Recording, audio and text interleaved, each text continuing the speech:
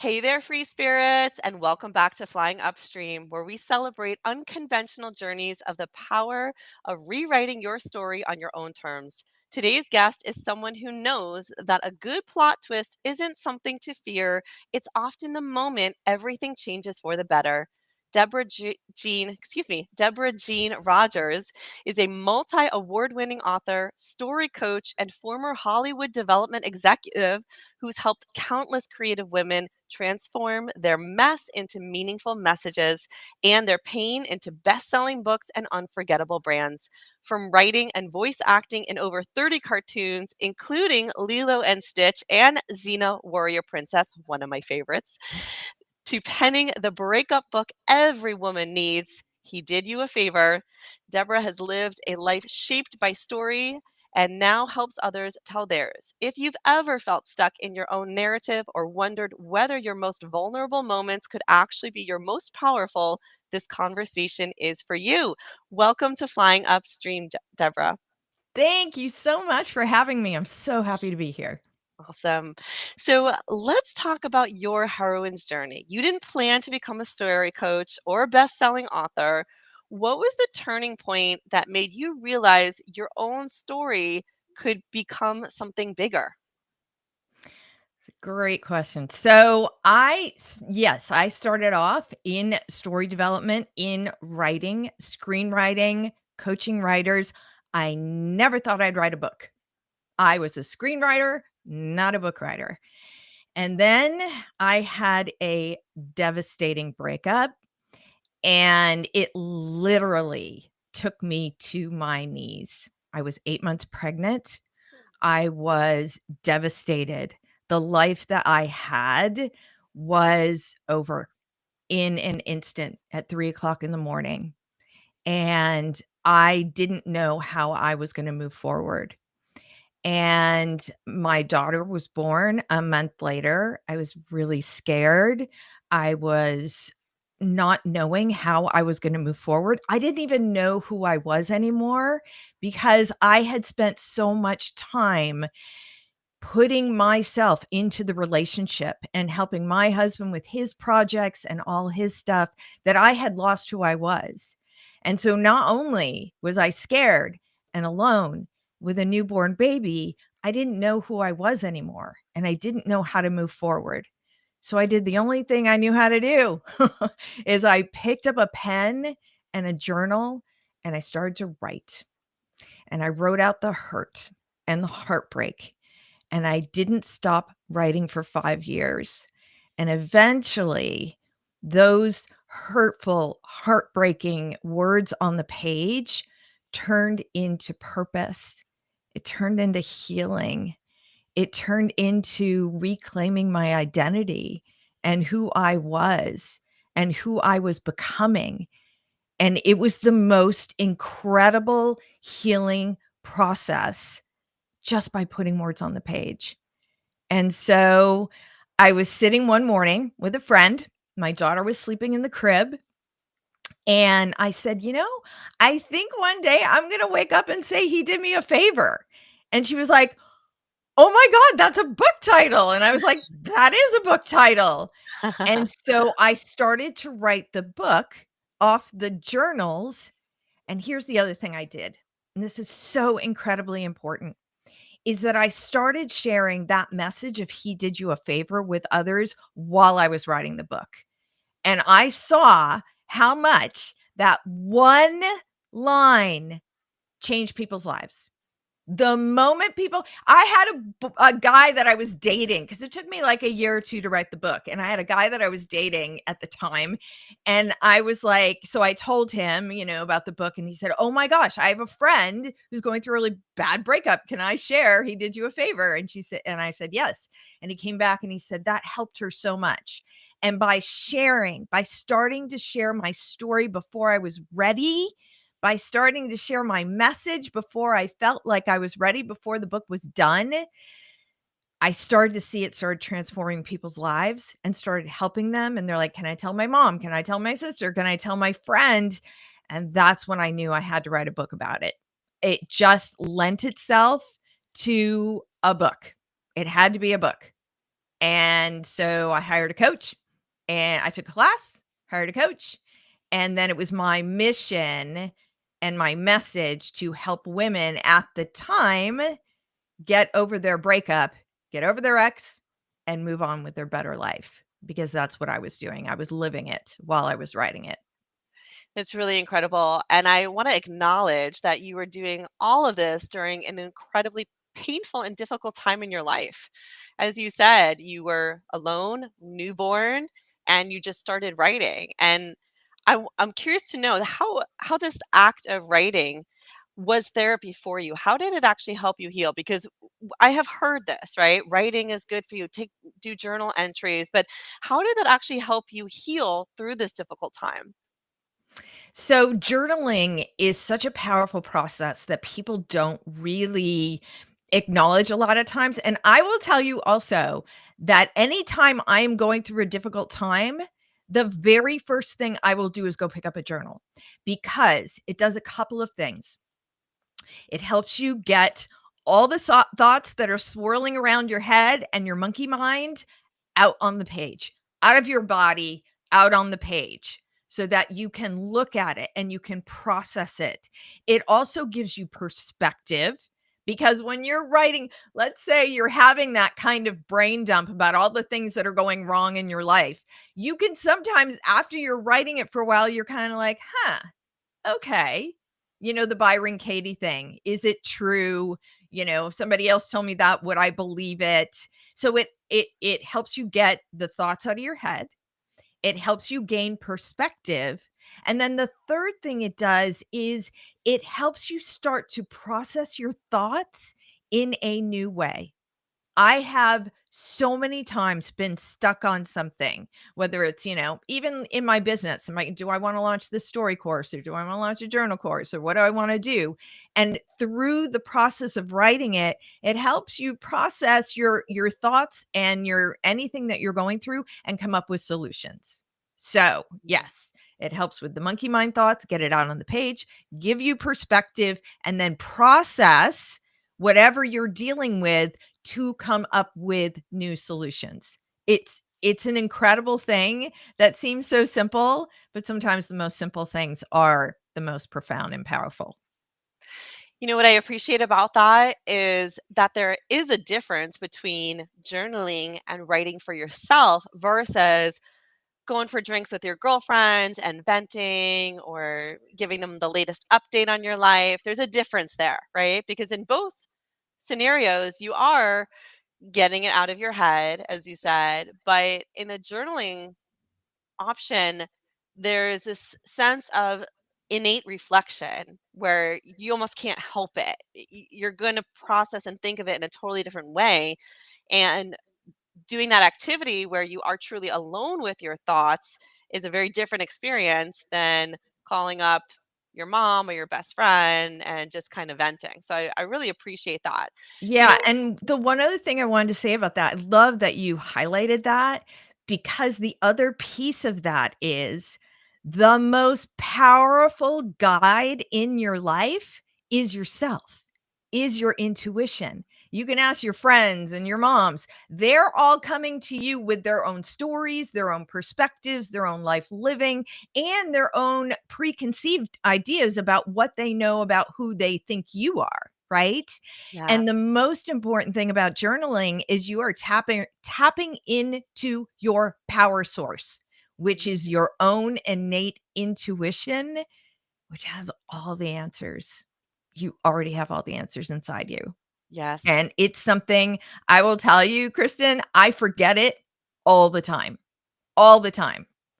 And that literally physical, because there is something neurologically about, heart to hand, the physical act of writing is very different than typing.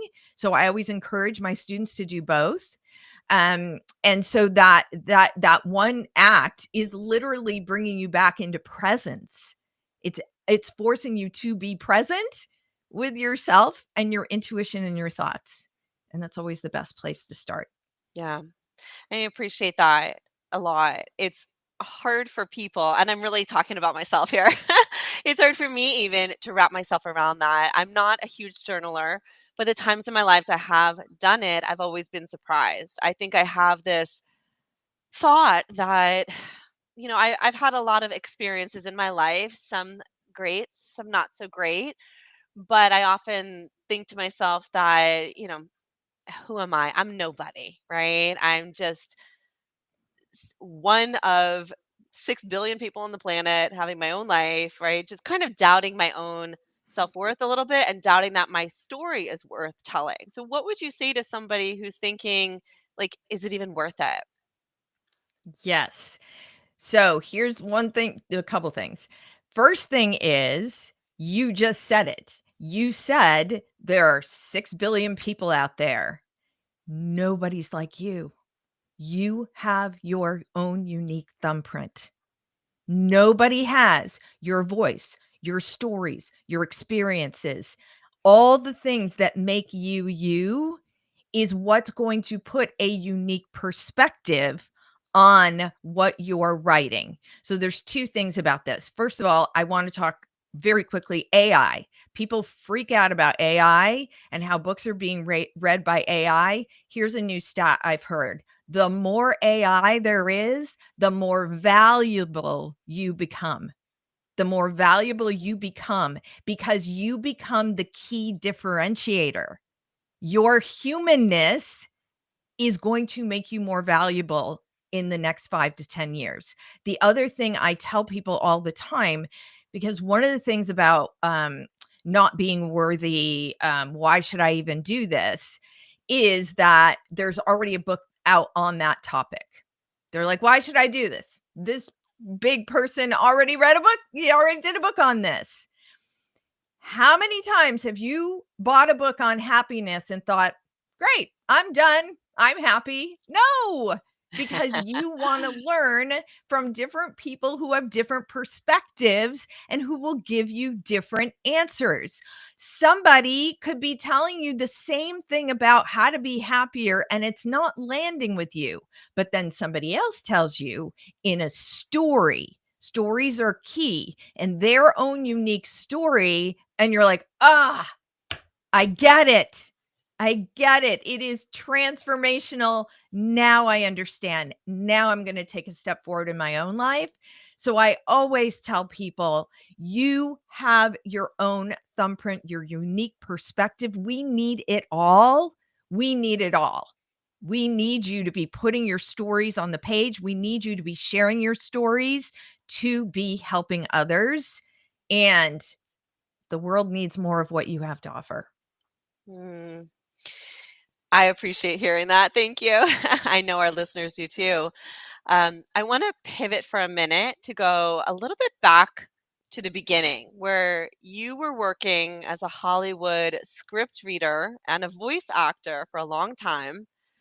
And I'm curious to know how you think that background and that work you did shaped the way that you approach personal storytelling today. Yes, I think that's, here's the interesting thing about all of us. And this is exactly it's a great segue actually into what we were just talking about, because you are a unique combination of everything that you've been through and everything that you've experienced. Being a script reader in development helped me about story structure. It helped me about how to craft a story that is compelling and has conflict and stakes and all these beautiful things that a story needs to really grab your audience's attention and to keep them all the way until the end. So it helped me with story structure, character development, all the fundamentals of storytelling. And then voiceovers help me with conveying things through my voice. It helped me also, it gave me the excitement about helping other women and men rise, use their voice to be sharing their stories. So voiceovers help me in how to use my voice and how to share my voice and how to be more confident in my voice. And then book writing coming all the way back, because that one book Literally, I went from wallflower wife to warrior writer. I went from unknown writer, no platform, no social media, just built my website like a week before the book came out, to award-winning author, got, 3 major New York Book Awards. I was featured in Shape Magazine, Huffington Post, like all these things, only for one thing. I was courageous enough to share my story. I was courageous enough, I get so excited, to be putting my words on the page and allowing those words to be shared with others. So I think each stage of my story journey not only deepened my love for story and my love for the craft. I am a story junkie. I'm obsessed with it. I'm obsessed with finding different ways to teach it. And more importantly, I'm obsessed with getting more juicy, good, glorious stories out of my students. I love that. You mentioned that the voiceovers gave you confidence and then your book helped you be more courageous. And I want to hone in on that for a minute because we live in a time when vulnerability is powerful, but also scary. So, how do you help people feel safe enough to share the hardest parts of their story? It's not about you. That's the most important thing to remember. Vulnerability and authenticity get thrown around so much now that it becomes cliche, right? The most important thing to remember that I tell people all the time is that two things. The first thing is, it's not about you. It is about sharing your story to heal somebody else. It is about sharing your story to heal somebody else. And I want to let people know, because a lot of times people like to write about stories that they're still in it. Write about it. Write from your scars, not your wounds. When you're ready to turn your wounds into wisdom, that's when you're ready to share your vulnerable and authentic stories. I was not ready to share my stories when I was standing in the grocery store, standing at a bunch of apples, having a total meltdown, wondering if I was going to have enough money to feed my baby. That was not the time to share my story.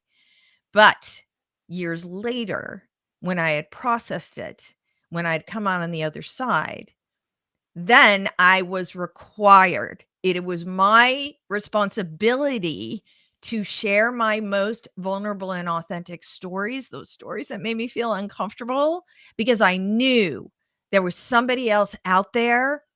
Even if speak to one person, not to everybody. You speak to one person, you speak to everyone. I knew that there was somebody out there that needed to hear my story so that they could move forward in a new way, and to help them heal with what they are going through. So I'm always telling people, don't, when you're thinking about authenticity and vulnerability, thinking more about who needs to hear this today. Who do I need to serve? Who needs me? Brenda Bouchard always says, who needs me on my A game today? And when you're coming from a place of service, you're coming from a whole different place, and it's going to be received by others from a different place. That makes so much sense. And I like that you mentioned also making sure that you're doing this at the right time for you. As you mentioned, standing in the grocery store having a complete meltdown is not the time to come and teach your message to other people. You're still processing and learning from your own experiences. But it is that transformation over time that then allows you to share that story. Now, I know you've coached women, helping them turn grief, burnout, divorce, even career changes into powerful books and brands. Is there a common thread that connects all those transformations? So essentially, is it like, doesn't matter what it is, you can still do this? Or do you treat everything a little bit differently? Each Because each person comes with their own set of stories and experiences, my first job is always to find, because a lot of times, especially with my memoir writers and my nonfiction writers, they have like so many stories. They want to tell their entire life in like one book. 99% of them have more than one book in them. What I want to pull out of you is that core nugget, that core, like I always say, it's like the seed from which everything grows, not only your book, but your products and your services and everything that can come out of this one book, whether you write fiction, nonfiction, or memoir, because I'm also into not only making you a really incredible writer and pulling out that first best book out of you, I'm also about making money with that book, with all the different things. One thing I want to say is that you just reminded me is that I always tell my writers that first draft is just you telling yourself a story. My memoir writers freak out because they're writing about family members or exes and all these things. That first draft, put it all on the page. It's just you telling yourself a story. Nobody is ever going to read it. The second draft is shaping it for the reader. So I think for the most part for my writers is that they all come from me, memoir, fiction, and nonfiction. I'm a little bit different. I cross all genres because I'm fluent in all genres. And it's the number one thing is pulling out that one core story, that golden nugget that is going to be the seed of your book. And then from there, we're going to structure it, which is outlining, structuring, it's all the heroes. It's pretty much the hero's journey, except for, there's some variations. I give you like 12 different structures to choose from. You're like, that one looks good. Use that one. I mean, it's very simple. You don't have to reinvent the wheel. The hero's journey has been around since the caveman days. so, so in that aspect, the transformation of where you were to where you became. That is it. That arc, whether you write fiction, nonfiction, or memoir, it's where you are now or where you were to where you became. And one of the big things that trip writers up and newbie writers, new authors, is they're like, well, I haven't had that much of a transformation, or I'm not at that place where I've made like $1 million in my business, or I remarried and met the love of my life and now living this Cinderella fairy tale. You don't have to be, you can still be struggling with what you're writing about. You can still not be fully like having that beautiful, happily ever after, ending. All you have to have is a very simple change or transformation. That's it. Did you start somewhere, go through an experience, and had one simple change or transformation? Ed Millett says, you are most qualified to help the person you used to be. Hmm. You are most qualified to help the person you used to be. You only need to be 5 steps ahead of the person you're trying to help. That's book writing, podcasting, whatever you are doing, only 5 steps ahead. If somebody's in a hole and there's a ladder sitting next to you, you're going to put the ladder in the hole. You're not going to go try to find somebody who can put the ladder in the hole better than you, right? You're going to put the ladder in the hole and get them out. Same thing, somebody's like drowning, you know how to swim. You're going to run around the beach looking for a lifeguard? No, you're going to jump in the water and you're going to swim and pull that person out. So hopefully Yeah. that answered your question. It did. That's so powerful. I appreciate that. I was just about to ask, what would you say to someone who wants to write a book but has no idea where to start? And I feel like you kind of answered that actually. It was just thinking about where you were and realizing where you are and kind of mapping out what that transformation was like, no matter the size of it. Is there anything you would add to that? Yes, actually. Start with the end. Oh, Start yeah. Okay. with the change or transformation. People usually start when they're the three points are you start with the end. What is one simple change or transformation that you had with this one story in your life, or this one, arc of experience, arc to meaning.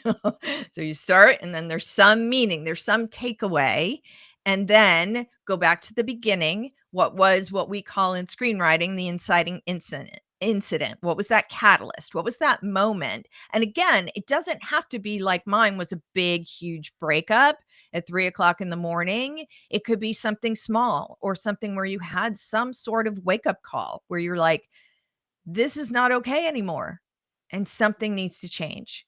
A lot of times, many times, that is just getting hit with something. With a lot of my students, it's like, yeah, it's a breakup, death in the family, like whatever that is, or a moment where they're like, this is not working for me. It's usually what we call that kitchen floor moment. You're sitting on the kitchen floor crying.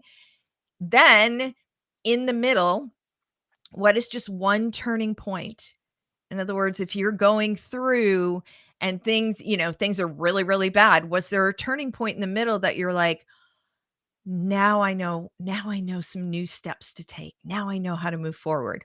Or were things going really, really well and then something really like dropped the bottom out and you had to pull something out of you that you had never pulled out that had been inside you all along to solve this problem, to create that change or transformation. So it's very, very simple.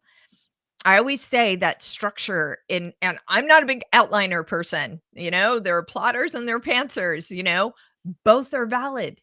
Cheryl Strayed is very loose with she wrote Wild, very loose with her structure. She puts some tent poles up, like just some basic things, and then she'll just start filling them in as she goes along and writing as she goes along. By the way, Wild came out of her journals. So if you start with a very specific, very simple framework, like building a house, right? You got that basic foundation, put up the scaffolds, then you can write and go from room to room and play around with your writing, but you've got a basic framework to keep you. I always tell my students, like putting the bumpers up.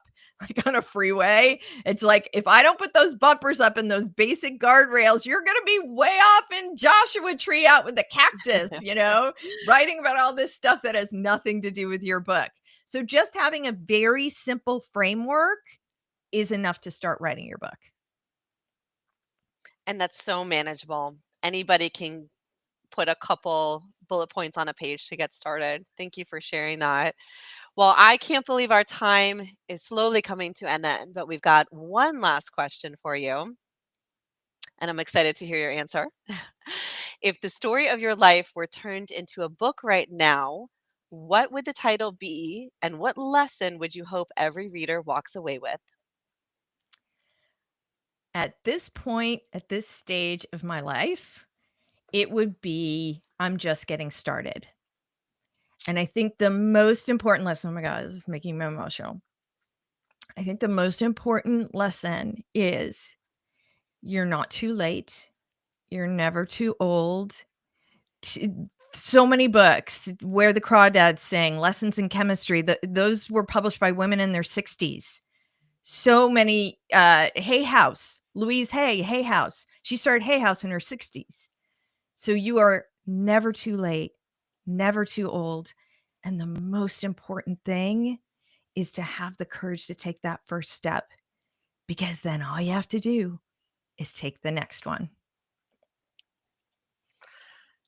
Those are some wise words to wrap up with. Thank you. Thank you so much. Thank you. For our free spirits out there, thanks for listening today. Deborah Jean Rogers has shown us that our greatest heartbreaks can become our greatest chapters, and that we don't have to be professional writers to tell stories that change lives. Whether you're recovering from a loss, stuck in burnout, or feeling silenced by your circumstances, your story has value. And when you find the courage to tell it, like Deborah did, you just might change your own life in the process. You can find He Did You a Favor wherever books are sold, and connect with her on our website to learn more about coaching courses and how you can start turning your mess into message. Until next time, free spirits, keep questioning, keep creating, and keep flying upstream.